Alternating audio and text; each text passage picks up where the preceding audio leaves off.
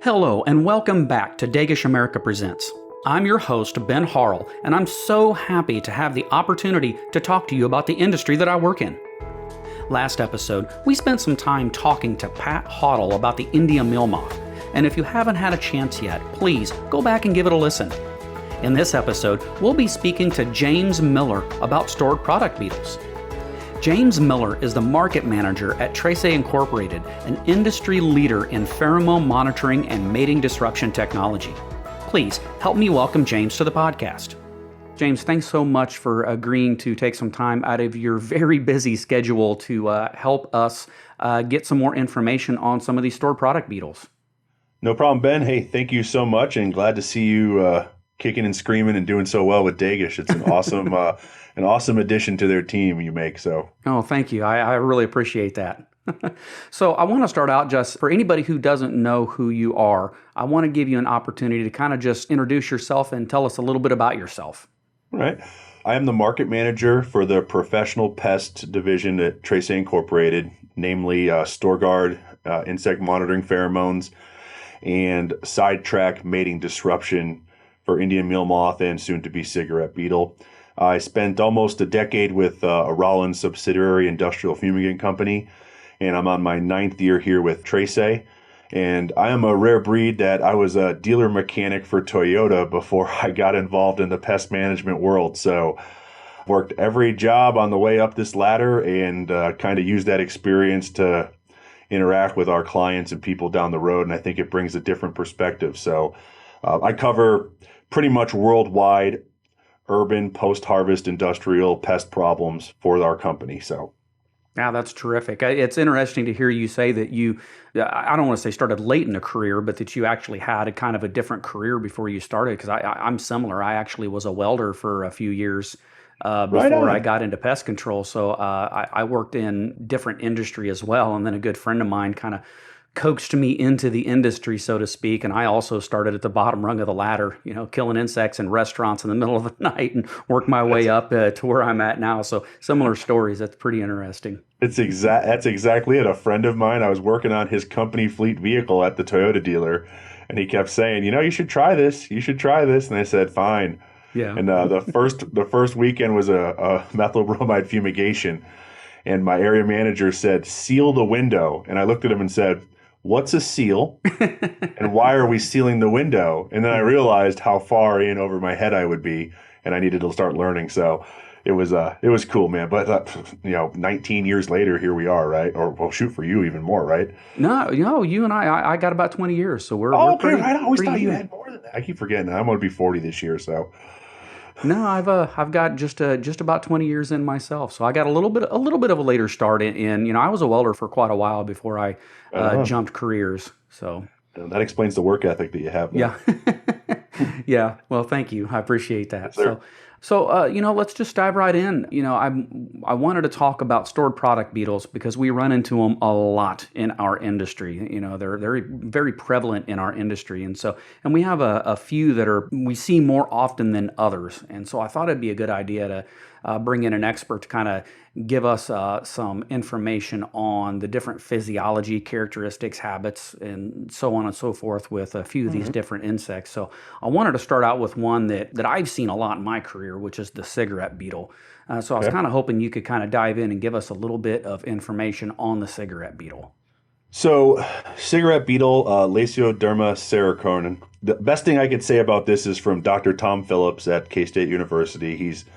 I always try to give credit where it's due, where I learned. Like we've talked about our intro, right?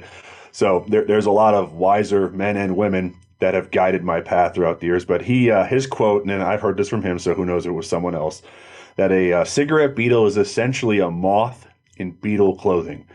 And he said that when he was working on the infancy of mating disruption. And it struck a chord because when you look at the life cycle and characteristics of that species, I mean, it really is. It has complete metamorphosis, different instars of the larvae. The adults are not generally long-lived. Now, as opposed to, being the, quote, moth, right? The adults are more colonistic, if you will, the different sites of infestation and things of that nature. But they're often confused with drugstore beetle, which is Stegobium panaceum. And the key takeaway for, let's just say, field expedient identification is the striations on the wing pads of the drugstore beetle run vertically. And the cigarette beetle has no striations on its wing pads. So that's a quick way in the field of kind of noting the difference. Their significance, though, ranges from infestation of commercial commodities such as tobacco, coffee, heavy into the spice industry, and then anything that touches like bakery goods or anything that's been blended past just grain-based flour. So the weird part is in flour manufacturing, they hardly ever show up as a pest, but once they get to the mixing or blending side, or cake mixes, and then anything further than that, they can become a very serious pest. The cool thing, and especially as of late with these insects, and there's a couple other ones that touch the same category, is their ability to just remain in nature as a feral population. And we've been doing some work in the spice industry in Texas, the Dallas metro area. And I've coined the phrase of the cigarette beetle is the state beetle of Texas, because no joke, when they open the doors to these spice facilities, and some of them are loading docks, they'll have a huge healthy population outdoors that can become an indoor infestation and vary through late spring through kind of fall. And that's a mitigation tactic that you have to actually consider to employ with these. But they're a hardy insect. They're able to become tolerant and resistant to, as you know, pyrethroids, to phosphine fumigants. More of what we've learned is their ability to essentially stop breathing. The respiration rate pretty much stops due to their genetic exposure. And that's not a dig, by the way, at an active ingredient per se. That's more of a dig at, we look at ourselves of efficacious fumigation techniques and understanding how to strategically use these products. And we've gotten away from that in some of these facets and get back to it. But the cigarette beetle is by far either in some industries enemy number one or enemy number two. I rank it probably number two, but number one on the harder scale to mitigate. Yeah, I would agree. And it's interesting that you bring up, that you will find these beetles, the cigarette beetles, in a natural environment. I think that's something a lot of people don't think about when they look at stored product insects. They don't take into consideration that you will have a natural population outside of these facilities in a lot of areas. We're kind of educated or schooled a little bit to think about certain ways that the infestation starts, and typically what we're always led to believe is that they normally start through inbound product, and that does happen, but it also happens with native populations that are in the wild that will come into facilities through open doorways, and that's a great reason why structural integrity of facilities is so important. And again, any crack and crevice, these cigarette beetles are hardy. They'll find a way in if they're determined enough. But structural integrity of facilities, keeping doors closed, keeping screens on doors, that's going to help a lot. It's going to help mitigate those natural populations from coming into these facilities. So I think it's important to know that potential exists. Yeah, and a lot to be said, and we kind of went down the feral exterior thing, but there's not much you can do to stop them in that environment other than what you said about gaining entry into a specified facility or structure. But the knowledge, right? The ability to get a snapshot in time of what's outside of your stated facility, man, that's information that you should have, you need to have, and you don't need to have it permanently installed. So you could do a 3-day or a week-long monitoring system just to give you a gauge on the population a couple times a year and then get rid of it. Now, you can use it as a kind of a subversive technique of keeping them on a fence line versus hitting a dock area so you capture more of the males. There's a lot of things we could discuss as far as like implementing permanent programs, but as far as the outdoor monitoring, and a lot of that goes, just not now that we're not talking about it, but like with grain-based lesser grain borer. I remember being on the Maumee River in northern Ohio and, watching marine vessels unload and the swarm of lesser grain borers just going into the tree environment. And, they do require a whole kernel and things like that to complete their life cycle. But we've got to remember that these are living biological species and they're more diverse than we ever give them credit for. And if we don't exclude or understand that data that they can give us based on their biology, it can make it harder for the control techniques. So No, you're absolutely right. Yeah, I couldn't agree more. To quote Jurassic Park of all things, life will find a way. that's If you right, give dude. these insects an opportunity to grow and change and alter themselves to fit the environment they find themselves in, they will figure out a way to make it happen more often than not. So it's a challenge, and it's one, that we will probably fight for decades and decades, Right. because as they morph and as their habits change and genetically they alter and change, we're going to have to find new ways to combat them.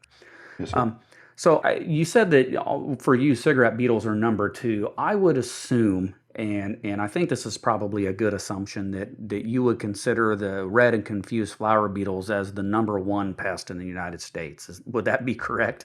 So, old James in the service industry, absolutely. Now that I'm kind of a little more of a 100-yard look behind it, it's Indian meal moth. But Indian meal moth is a lot more social and easy to deal with and understandable and short-lived, and it's a very common. But worldwide, that's the number one store product insect in the world is by far in Indian meal moth, Plodia interpunctella. Tribolium species, the red and confused, are some of the hardest and hardiest insects to eradicate from and prevent in our food process. So I think you're right at the same time as in saying that it is a number one pest. But approaching it from my angle, I consider that more the number three.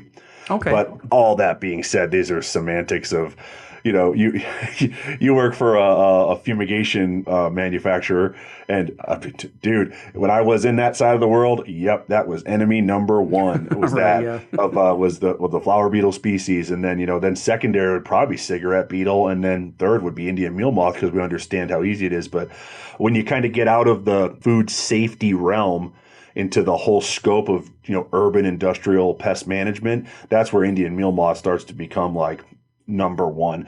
And the funny part is the reason for that is a lot of people don't monitor for them. I mean, you have a social insect that flutters at kind of twilight night and they're following a strong sex pheromone. You could see those insects without any sort of monitoring system, Right.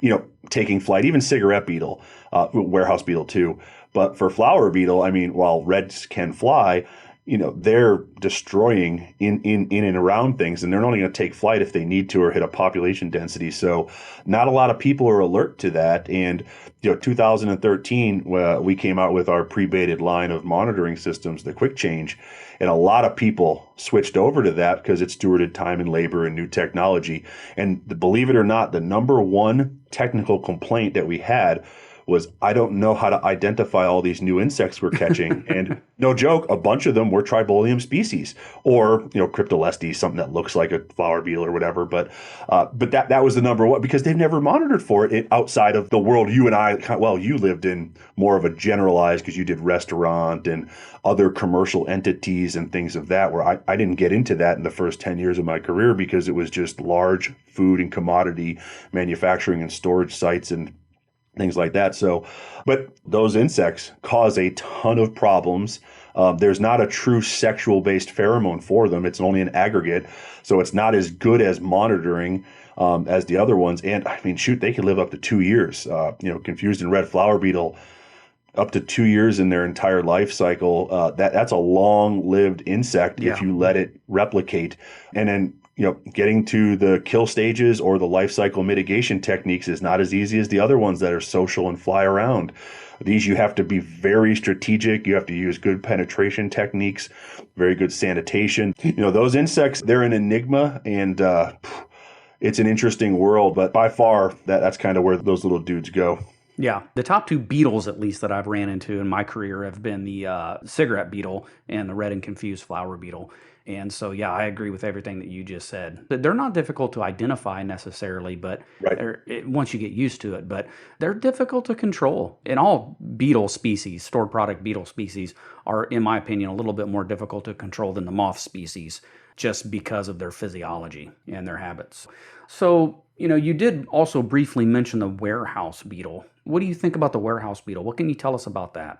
So warehouse beetle is an interesting insect because the adults are it's far more different than the Dr. Phillips' analogy of the moth and beetle, or excuse me, the Yeah. beetle and moth clothing, because warehouse beetle, the adults readily consume organic material and pollen. They can be 3-4 months lived in adult form, which is out of the norm for cigarette beetle or Indian meal moth. And when you get into the sect of Trochoderma species, just in, I think it was at the ICE conference, the ESA ICE, which is International Congress of Entomology, the last one that was live was in Orlando, and someone made a paper presentation on the feral species of Trochoderma in Michigan alone, and using the sexual based pheromone and then a funnel style trap just in nature, and they collected something in excess of 14 different Trochoderma species Wow. that occur out there. And number one, identification is a problem anytime you're dealing with the Trochoderma species as far as the adults go. Females are always, and usually in insect world, this maintains the same. Females are usually larger, but in the case of like warehouse beetle, they're a lot larger. So a lot of misidentification earlier on in my career that I've seen was, black carpet beetles, which Yeah. are not a Trochoderma. That's more of a dermestid of a fabric, hide, animal flesh style organic material insect, where not really a food or a stored product insect, but warehouse beetle certainly are. But you have larger cabinet beetle. The list goes on and on and on. But this kind of fell into a very, and fairly speaking, especially north of the Mason-Dixon line, like where you live and up, they are very readily occurring in nature. We have a strong past record of dealing with them fairly, infiltrating structures and commercial facilities from the outside to the inside. And they're not always a stored product pest, because in nature it's in nature, but they're opportunistic like all insects are. And if they're able to get in, they could do some serious damage. The biggest concern when you start to deal with dermestid and Trochoderma, right, is the larval hairs that can become lodged in infants' throats if it infested, infant food or formula, and then domestic pet animals, dogs and cats. If the dog food or the cat food became infested with either Trochoderma or dermestids, those fibers, those hairs can cause allergic reactions Yeah. in certain people, and that's a serious health risk. So that kind of elevated their status. But again, when the whole pre-baited monitoring system started to come to the market, the general pest industry, which I don't really consider you and I a part of the general, well, we are now, but in our infancy, Right. we were more specific, right? We were very tailored to the craft that we were in of a small market segment. I always used monitoring systems for them, but it wasn't until later in the career where you realize a lot of people, it's just an Indian meal moth trap, and they even call it a pantry moth trap. They throw it out. They weren't monitoring for these insects. And the same thing goes when we did the pre-baiting stuff down, more and more conversations. I didn't realize how many of the warehouse beetles we have. Also, identification of the adult. We talked about that. There are PhD scientists that have tough time keying out adults. So usually you need to have one of the instars of larvae to actually understand that it is true warehouse beetle, or is it cabinet beetle, or is it another one. Now, for you and our discussion here, it's in essence, it's a moot point. It's kind of like red versus confused flower beetle. Well, Right. the control and prevention tactics are the same as the other one. But, we should always strive, like what you're doing here, continuing education and philosophical discussion on our industry. We should strive to know what the bug is and the insect and things of that nature. But man, I tell you what, in certain facilities, that was number one. Warehouse beetle problems. And the only good part is, though, and I like this, it's kind of like Indian meal moth. It was also one of the easier ones for me to mitigate, control, and then further prevent for the facility, because once you're wrapped around that, it's not like flower beetle, it's not like internal feeders and stuff of that nature, but it's more of a social style insect, and you can prevent it, you can treat it really well. It reacts really good to the modes of active ingredients on the market. Growth regulators are amazing on these insects Yes. because of the larval cycle and exposure. So you could do a lot with these bugs to solve. I mean, they're light attracted as well. We can't overlook that as far as the monitoring aspect. They are ULV light attracted, so you can capture them just like cigarette beetle and Indian meal moth in a light trap. But the big one with that, though, would be going back to the hazard for food safety, and can't reiterate that enough. I'm sure if people have, you get your Google Kung Fu out, and large commercial food manufacturers have had serious recalls based off of warehouse beetle larvae contaminating product, and it's a concern. So just like everything, you realize that, you mitigate the risk, and they go forward. And we need to make sure we do that, especially in our homes too. If you're storing dog and cat food, you should have them in sealed devices, and you should be watching for that, because in most cases, people love their domestic animals more than they love other people. So, food safety is a big thing. And that's why the food safety of, animal food is the same as human now. Yeah. Because, well, we love our animals and they're domesticated. And some humans do consume animal food, whether it's on purpose or on accident, like a bowl of dog food on the ground and a toddler. They may get a handful before you can catch them, and you got to make sure it's fit for human consumption. So yeah, those are all absolutely excellent points. Going back to talking about feral populations, it's very easy for insects to come into your home. They call them pantry pests for a reason. Some of the first places that you find them is in your home, your pantry at home. So yeah, I couldn't agree more. Sealing up all of your products, including your pet foods, and eliminating that chance for infestation is pretty important. A side tour on that, if I may, and this is more of a personal happening. It's kind of relevant to the discussion. So you just mentioned, and reiterated and kind of focused in on that of storing things properly to prevent infestation. And just in my own house, my wife was doing her own research on the plastics of certain storage vessels, and the leaching ability due to the oils in some of the animal food can cause problems, years down the road inside of these, domestic cats and dogs. So she wants to keep the pet food, instead of it being in this hermetically sealed container, which, if food grade style containers, she wants to leave it in the package, which is, the barrier foil that's treated and meant to carry the food for long term. So now we've had to develop a plan of resealing, and I have a 7 and a 9-year-old that help with all these home chores. We have to keep these things sealed and try to prevent the entrance of insects, and it's not in the sealed. So we're folding things where it's like the YouTube video of how to fold a chip bag, and it's the same kind of thing. And then the two chip, and it's funny. I have I know it's not an active ingredient you guys make, but I have a ton of Perfume chip clip bags. Yeah. Oh, yeah. I need to get some Dagish ones because I have a ton of them, and then some Trace ones. And those are what we're using. So I always joke to her, like, they have no idea about any of this stuff. And I'm like, well, here's a Trace chip clip bag, and then the Perfume one there, which is ironic because it's an active ingredient you can use to control these things. And it's here. It's helping me prevent the infestation because they gave these away at a conference. So yeah, that's funny. But anyway, just an option. What about sawtooth grain beetles? What can you tell us about sawtooth grain beetles? Well, earlier on in my career, I'd say about 3 or 4 years in, we were dealing with a warehousing situation that was a form of quick heat and eat soups. And sawtooth grain beetle was my first main issue with that insect. They were inside the soup containers. Think of it like you crack the cardboard or plastic style lid, you put your hot water in, you shut the lids, wait for 2 minutes, and then you can eat it. So it's almost a ready to eat product. Yeah. Well, the sawtooth grain beetle would float to the top in the quality assurance audits they were doing, and I'll tell you what. They're, about a third the size of a pavement ant, super fast, can be up to 3 years in their adult life in the perfect situation. And when we talk about years and life cycle, the audience always has to understand, and with a grain of salt, that it's all dependent on everything, how long something can live. So in general, we're talking about that. But I consider those insects like a tertiary feeder because they are almost always a sign of out-of-date product or a sanitation problem. These insects and it's very similar to merchant grain beetle, and they're kind of like the confused versus red flower beetle. There's a node underneath the eyes of I believe it's the merchant grain beetle that the sawtooth doesn't have, and then the merchant can fly. It might be vice versa, by the way. I'm not sitting in front of an insect key here. Right. But merchant can fly, sawtooth cannot, but they look very similar. And again, the mitigation techniques are the same. We should strive to proper ID. But when I see those, number one, the monitoring systems for them are either blunder, physical inspection, like seeing them, or like a blend of pheromone oils, which is a competition of food resources.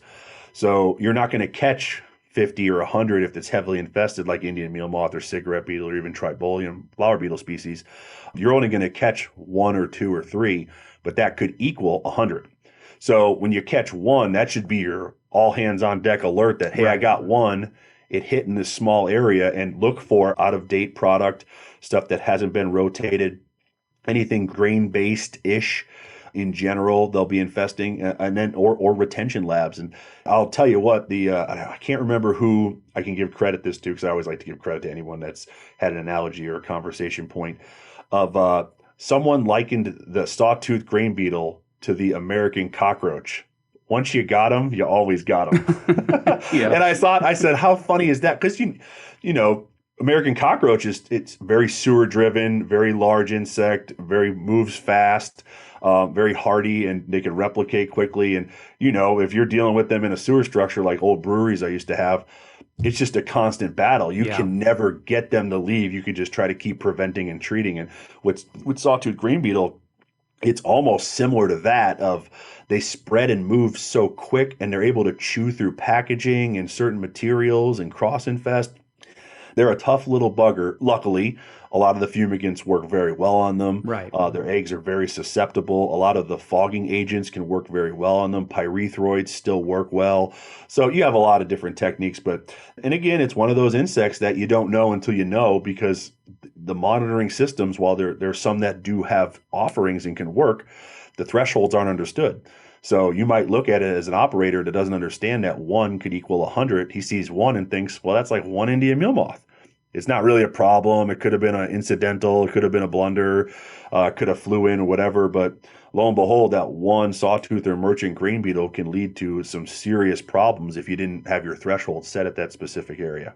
Yeah, well, and the nice thing about the sawtooth grain beetle from an identification perspective is, barring the merchant grain beetle, which they're very similar in appearance, the sawtooth grain beetle looks quite a bit different than most of the other stored product beetles that we deal with. The scary looking little guy when you put it under a microscope. Yeah, yeah. They have those saw-like ridges on their sides. Yeah. They're very easily identifiable once you have them under a microscope or Yes, a sir. magnifying glass for sure. So, I only have one more stored product beetle that I want to talk about, and then and after that we'll kind of change gears a little bit. But Okay. what can you tell us about weevils?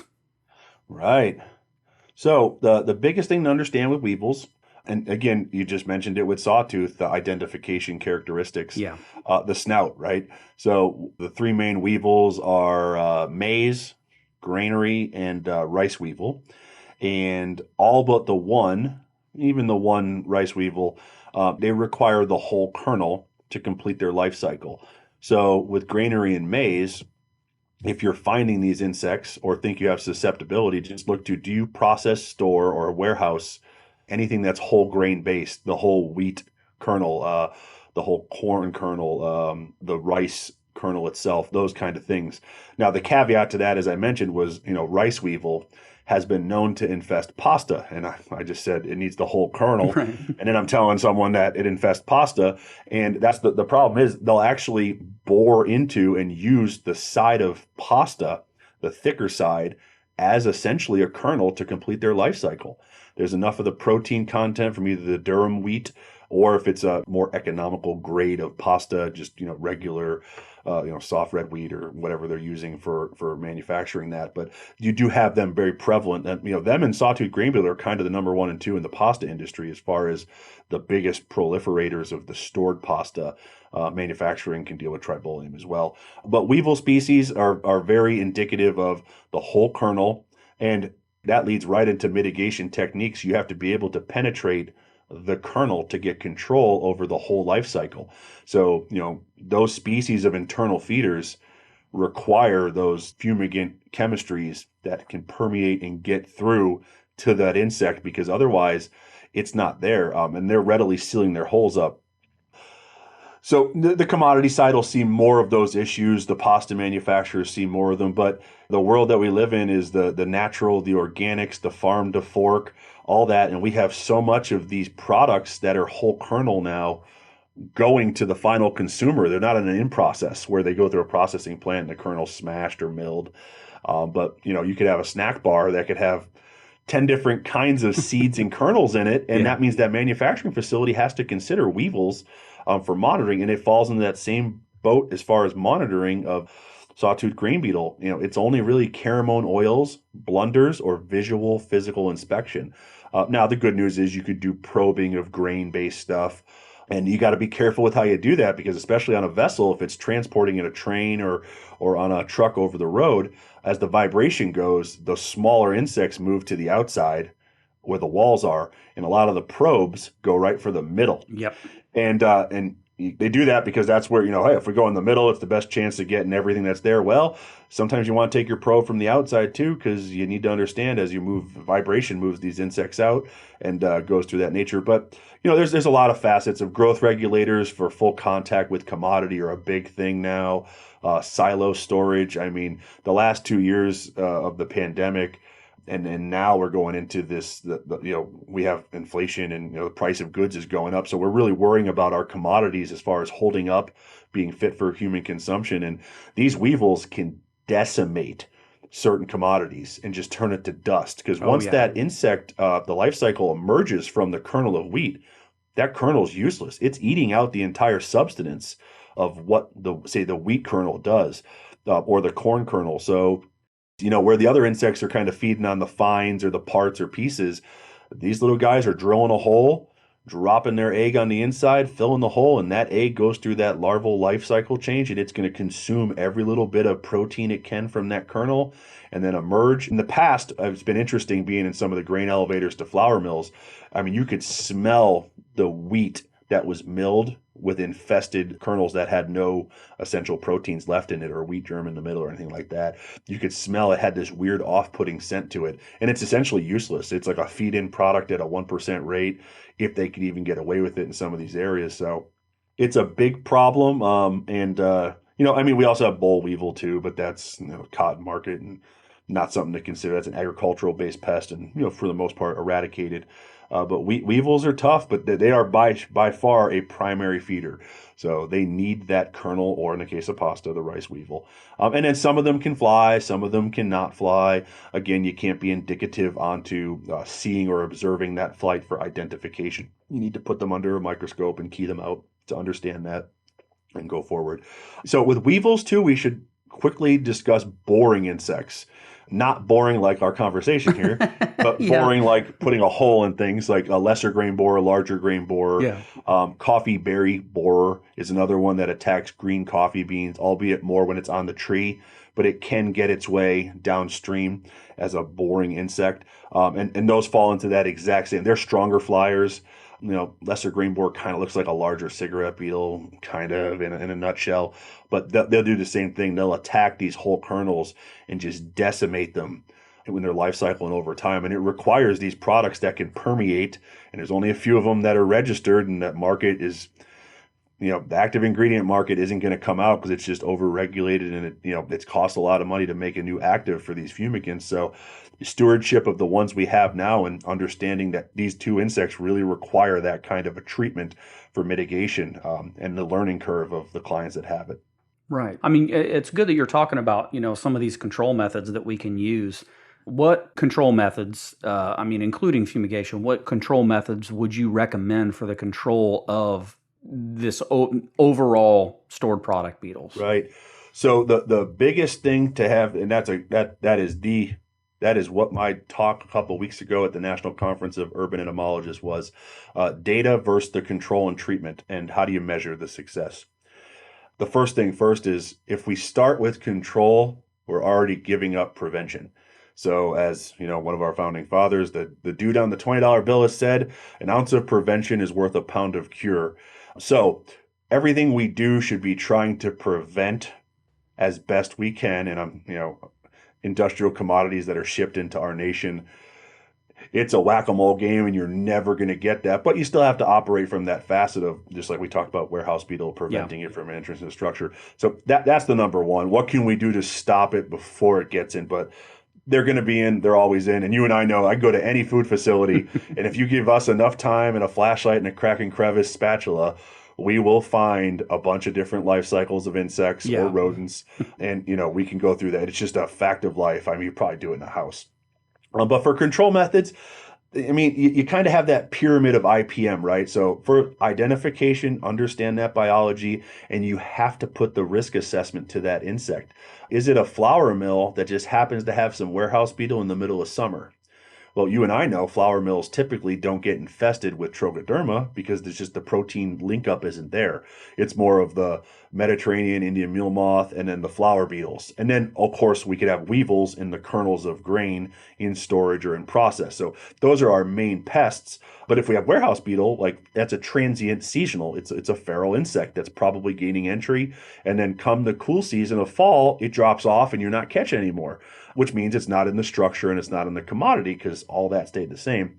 So for control methods, the biggest overuse I see is ULV or thermal, and I would argue thermal really doesn't have its place in stored product insect management, thermal fogging applications. I'm talking ULV, ultra low volume, is pyrethroids or synthetic pyrethrins. Those are used probably by far than most any other product, and we now have the most amount of scientific research we've ever had about their ineffectiveness at controlling those insects. And to drill down into that, that doesn't mean the active ingredient doesn't work anymore or it's a tolerant or a resistant thing in wholly. It means that the attachment of the microns from that insecticide don't adhere to the insect enough to cause a lethal response. Right. And Dr. Frank Arthur, who retired from USDA, and there's Jim Campbell and Deanna Sheff that are there. Some really good research scientists have great papers. And I kind of like made it a goal. It was in my talk in Salt Lake City of putting their face up there and, hey, we as an industry need to put their information out. I mean, they have these gold nuggets, but it's hard to get it down to the rank and file to understand it. Just case in point, I've been working with a coffee warehouse for 2 years now of a trial of certain mating disruptant products. And every 5 to 30 days and anywhere in between, they've been using a product, Esfen Valor, which is a synthetic pyrethroid-based, oil-based product. And they're fogging it through a fogging system that's installed in the building. Big drum, they add an IGR into it and they fog it out. I mean, the fog looks cool as hell. Yeah. You can't see it in front of your hand. You put your hand in front of you and it disappears. I mean, it's a heavy fog, but it does absolutely nothing when you look at their data for the control program. I mean, the week after the fogging, the numbers increase or remain the same. So what's the purpose, right, of ULV fogging? To mitigate the exposed stages of adults and larvae of a specific insect. Well, if you did that successfully, you'd have pupae, some larvae, some adults, and then eggs. So it would take time to have the reemergence to adults where you can monitor them more successfully in your traditional techniques. And you would be able to gauge that effectiveness. And the problem is the product's easy to use, it's well known, and it's kind of like the definition of insanity. We just keep doing it, expecting it to work. So pyrethroids are probably the most overused and ineffective of that. Residual treatments, for stored product pests, if they're in the floor, cracks and crevices or under things, those can be great. You have products like SCs, ECs, wettable powders are best for concrete because it stays on the surface of the concrete, doesn't absorb into it. Yeah. But again, these are insects that are infesting the process or the food. So we can't get the insecticide to them to get the efficacy of change that we want. But it's still certainly a tool. You have growth regulators. Like hydroprene has a very moving molecule, but at the same time, it's only affecting the certain stage of life in the larval form. You have methoprene, which is the same thing. So you have to get the molecule on them when they're in that stage of life to affect them into an adult or not get into an adult.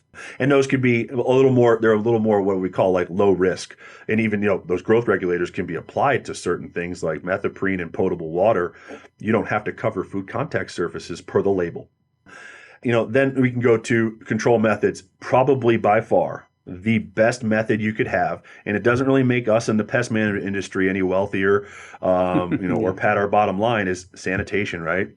The ability to remove the insects, vacuum them, clean them, brush them up, clean up your U channels, turn them upside down, seal out the channels in the warehouse racking, make your stuff hygienically designed so that number one, microbial, right?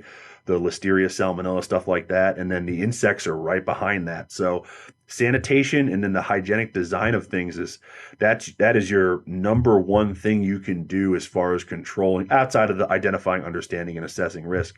And then at the end, and this is one where, and you talked about, except for fumigation or, the kill stage, and fumigation is a kill stage.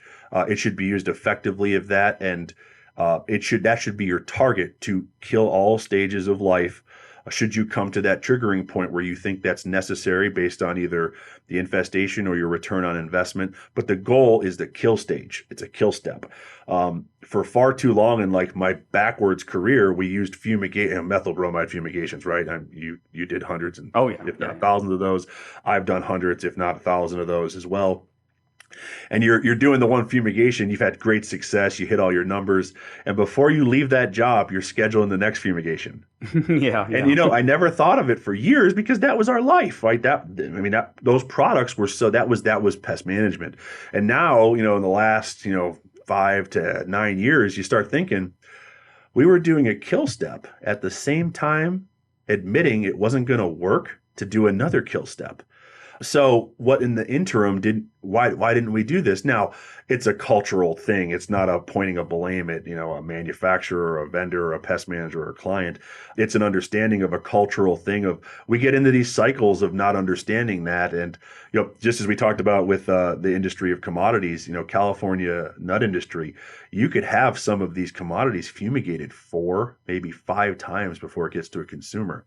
And if the goal is truly a kill step, which sometimes doesn't have to be, by the way, you can use fumigation to target like in fluid process to just get exposed stages or adults and larvae, right? I mean, that's a legit, shoot, you guys manufacture magtoxin, which is a spot fumigant, right? And that's the purpose of that product is to attack those stages of life to give you the chance to work everything else into the program. And by the way, back in the day, I think we used the most out of almost anyone at some of these job sites. I'm talking like 20, 30 pails of magtoxin.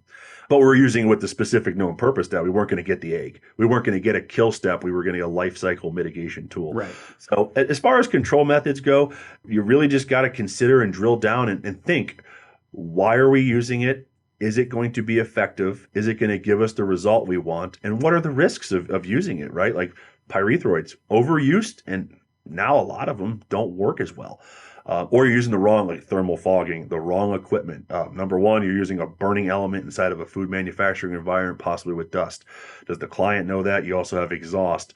Number two, you're burning the active ingredient and blowing it. Those things are amazing for mosquito control. But that's the purpose of them. But they look cool. The fog looks great, but we really want droplet size. There's a lot of science that goes into it. And just think out of the box. Don't always question. I just tell myself this: why am I going to do this? This is the old mechanic brain on me. Is there a better way to be doing this? I'm sure with the welding. I mean, by the way, I was not the greatest welder in vocational school. Mine was the cutting torch, if you can imagine.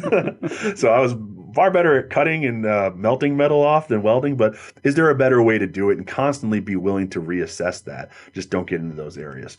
Yeah, you're absolutely right. And one other thing that I would add too is all of these control methods can be successful if used within certain parameters, like Absolutely. say fumigation, for example.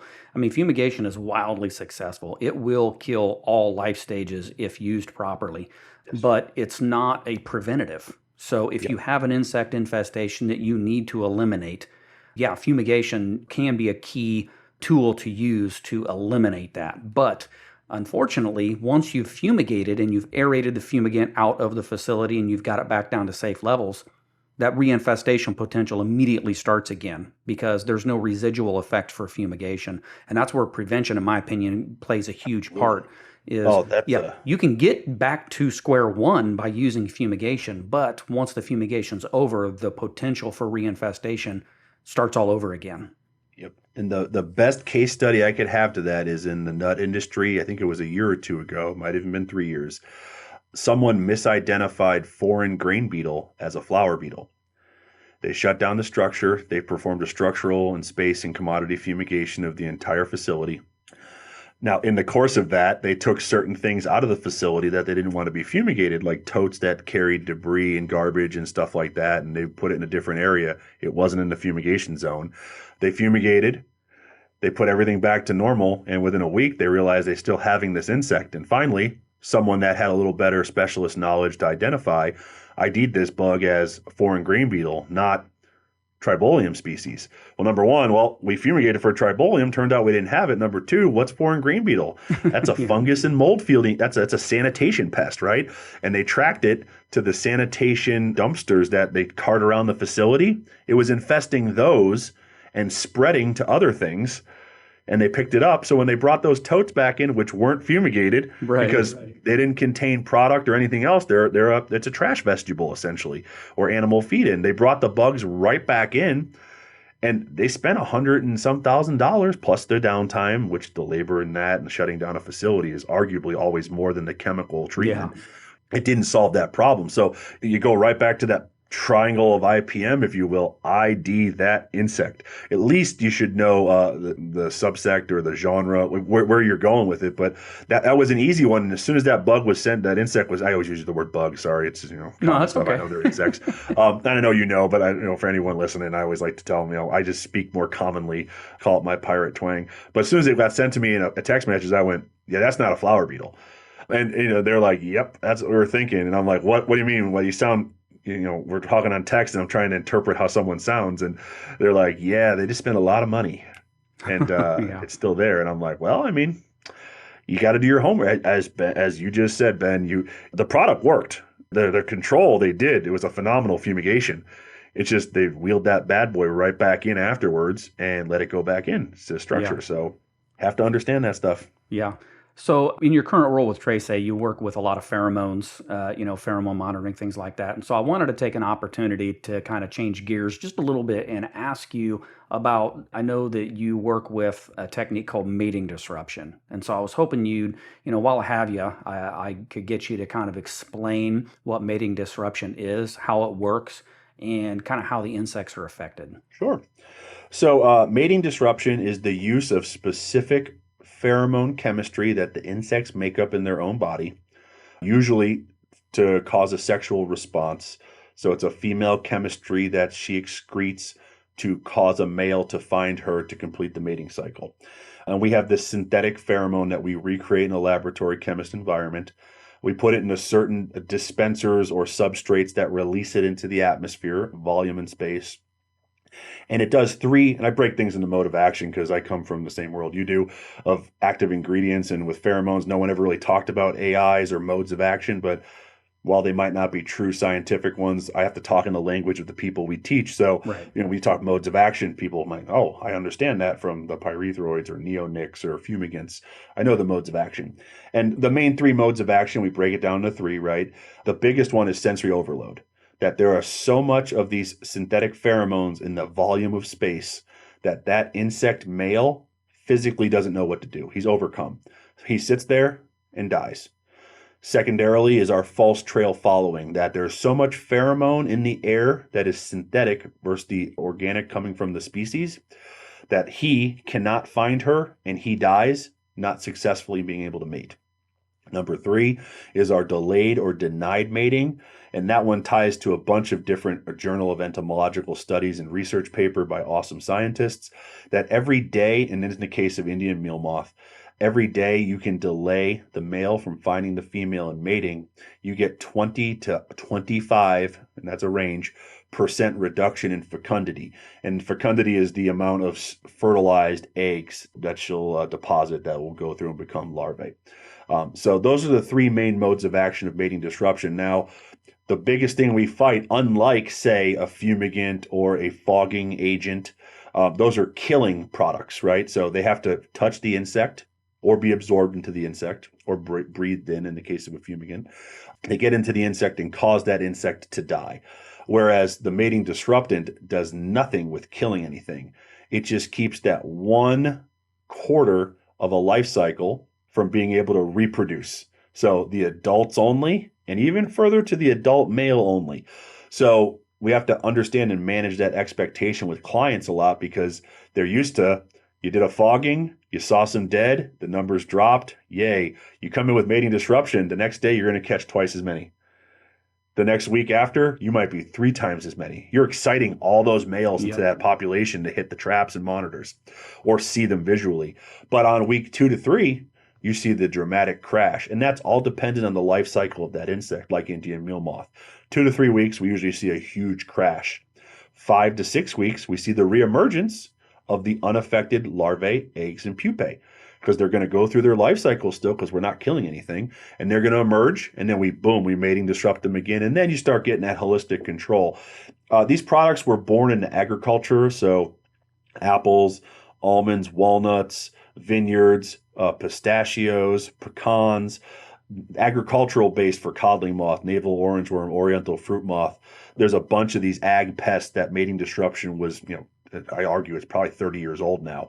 It's only in the last, since 2007, 2008, that we got the first label to bring it for use in industrial post-harvest pest, which was the Indian meal moth. So that's kind of a little bit of the backstory of mating. So it's generally a new way of control and by far a component in that system. It doesn't dissuade the need for any of the other control measures we just talked about, as you did. It adds to the component of it of why. So, okay, say for instance, you're dealing with flower beetles and Indian meal moth. Well, you use mating disruption. Okay, that will deal with some of the Indian meal moth. It doesn't do anything for your flower beetle problem. Right. So you still have to use your control measures and techniques. But at the same time, I've had clients say, well, if I still have to do X, Y, and Z, why use the mating disruption? And I always joke and say, well, ask your inspector or auditor that. You're willing to not use a low risk, in the case of ours, organically certified product to solve a problem, but you're choosing to let it go, not use a product on the market, or, and I say product, different brands. There's all kinds of different companies that make these things, and I represent one, but hey, you do your due diligence. You came from the distribution background too, and registrant phase in the last cycle of life before this, so you sold many of things. So I don't like to pigeonhole things in the product pimping. But when they get that conversation piece and they go, oh, like, yeah, I'm not going to go to the auditor and say, well, we're going to accept the Indian meal moth and just put that on the same treatment schedule as flower beetle. Well, you could have used this and got rid of it, but you didn't.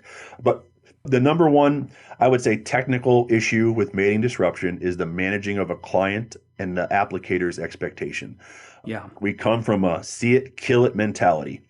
That's what I was born into in 2004 in this industry. Is I told you that first job was a methyl bromide fumigation. See it, kill it, move on to the next one. To now we have to culturally understand that I have a tool, kind of like a growth regulator, that's not going to do anything right now. But if I keep after it and keep using it, it's going to have great benefits for the company I'm dealing with and for these insects. And then on the market right now, as far as post-harvest, so stored product insects, on the ag side, there's a ton of mating disruption. On ours, there's Indian meal moth, and that covers the 4 related species, Mediterranean flower moth, raisin moth, almond moth, and then tobacco or cocoa moth as well. So your 2 Asbestia, 2 Cadra, and then 1 Plodia species are all covered under that 1 Indian meal moth plus 4 bubble of mating disruption. And then cigarette beetle mating disruption is being registered and almost all the way through that process in the United States. It's great. been sold in Japan for about 2 years now, because they have a little more modernization of understanding what pheromones are versus a traditional active ingredient that is toxic. And I say the word toxic, I don't mean like it's a horrible thing. I just mean that's how it affects the insect. It's a toxin to the insect by killing it. So it's just a difference of the chemistry and modes of action. But it's funny, this product, cigarette beetle mating disruption, will probably be in Australia and New Zealand before it even gets authorized here, just because of our process of the EPA is still, we're still stuck in an old mentality of every product is treated like a toxic insecticide, even though there's no properties to there. So, Right. And that's a regulatory conversation for a different day, but hey, we live in the environment we go to. But so IMM, the 4 related, and the cigarette beetle are the big ones that are on the market. Warehouse beetle is being considered, but when we talked about that little dude a little earlier, that's a lot longer lived. It consumes food. So if it lives longer, we have to disrupt it longer. If it Right. eats food, well, it's able to sustain itself longer than, like, say, the Indian meal moth male that doesn't have mouth parts. He can't eat anything to sustain his protein content, so he's just going to whittle away and die. And that's that delayed or denied fecundity. After day 4 or 5, even if that male is still alive and finds the female, the chance for him to actually fertilize her eggs is almost zero, because it's just not in him, based off of the research, that day 6 he might mate with her, but nothing will happen of it. So with warehouse beetle, that's a lot different. Plus, the feral nature of warehouse beetle far surpasses the other 2. Right. So those are the kind of things that go along with that. No, it's good to hear that there's continued research going into mating disruption, because I have seen the success rate that mating disruption can offer, and it's pretty astounding at just how well it works if the person is patient enough to allow it to work. Like you said, we're used to that knee-jerk reaction of day 1 we do a treatment, day 2 we see the results, and it does take that full, complete life cycle before you start seeing really kind of like sustained results with mating disruption, Absolutely. but it does work and it works very, very well. Yeah, and the first time I had the chance to use it, as I'm talking about reluctancy and culture, I didn't want to. Yeah. It was Yeah. in 2008 in Ohio. Or a technical person, an entomologist, one of my mentors. We had no choice. We had a large bakery. They couldn't shut down. They couldn't clean food contact enough, so we had to rule out certain products. They didn't have the shutdown schedule, so I had no choice but to try it. And I didn't want to believe it would work. I mean, I saw what fumigants did and what fogging agents and active ingredients, and I believed our technical specialists, but it's a bias. And we put it in, and 30 days later, saw the result, and the facilities, happy.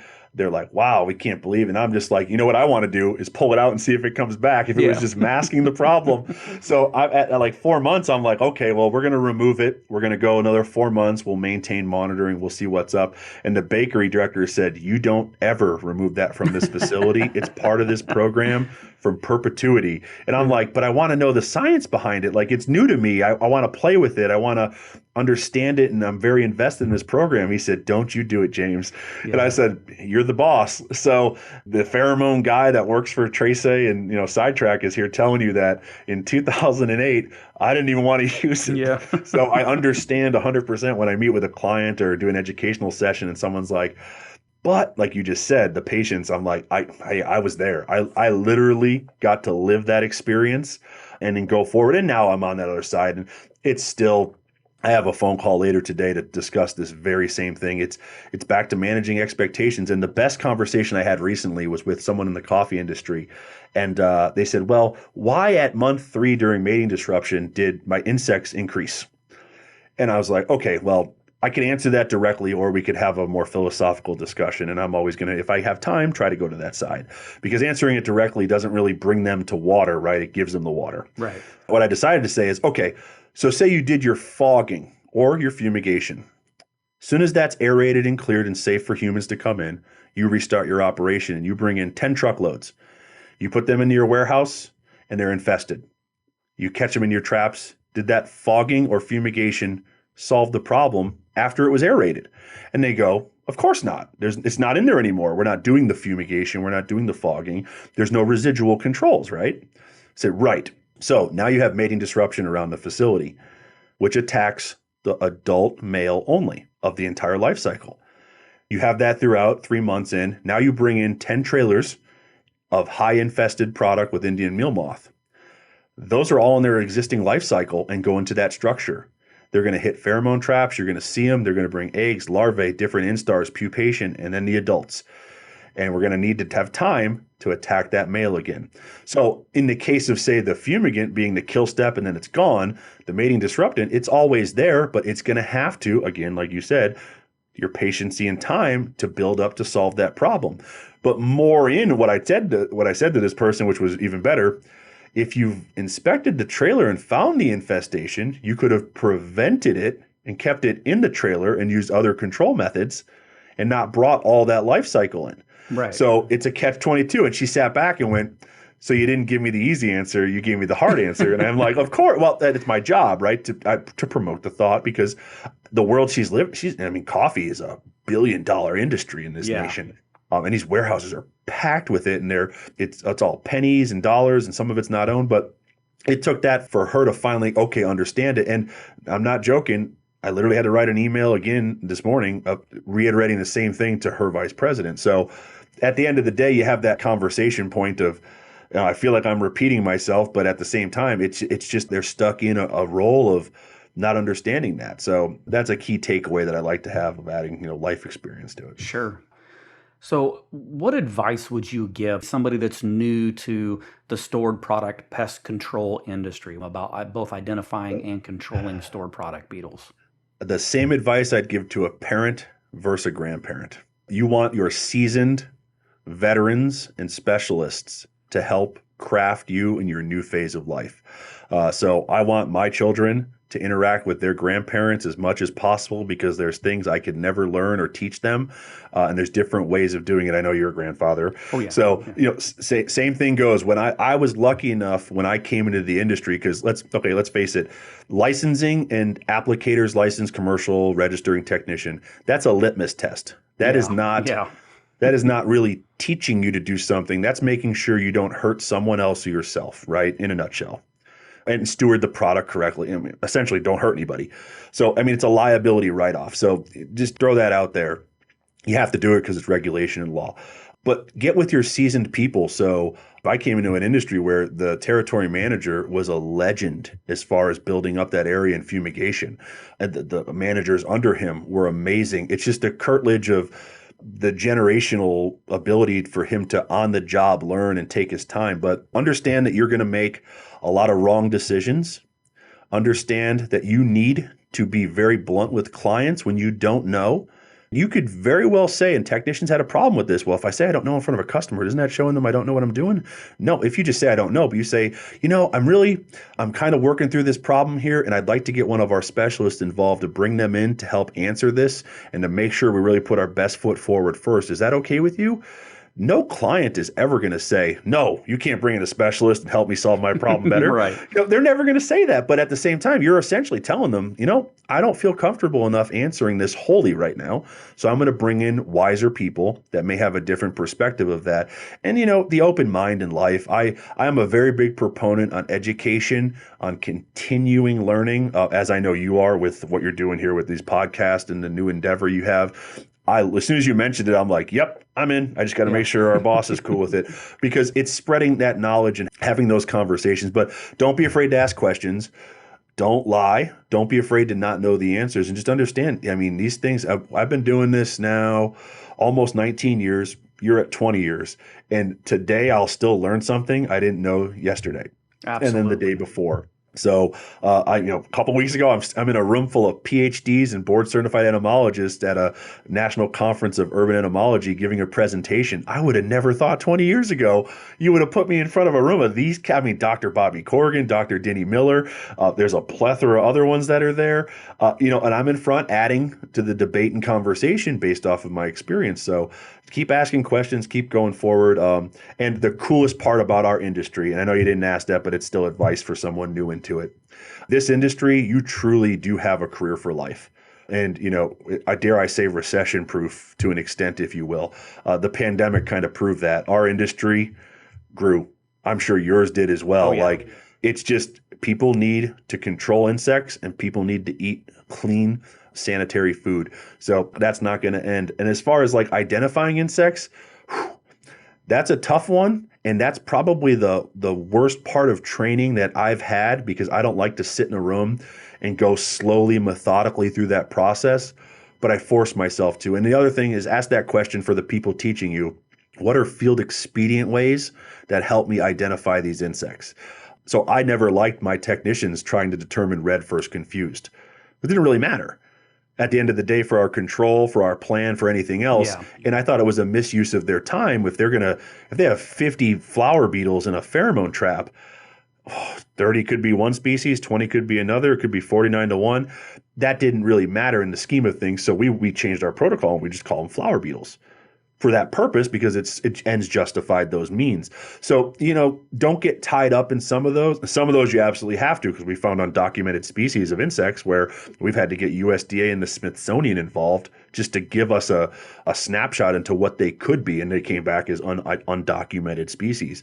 So it was cool stuff like that. But, you can't guess on those things. So, but have an open mind, be willing to have conversations, get with I don't like to say older generation because you're not a very old person, even though you're a grandpa now, but like the seasoned veterans and the professionals. There's always tips, tricks, ways, and things you can learn from these people and just be open to that.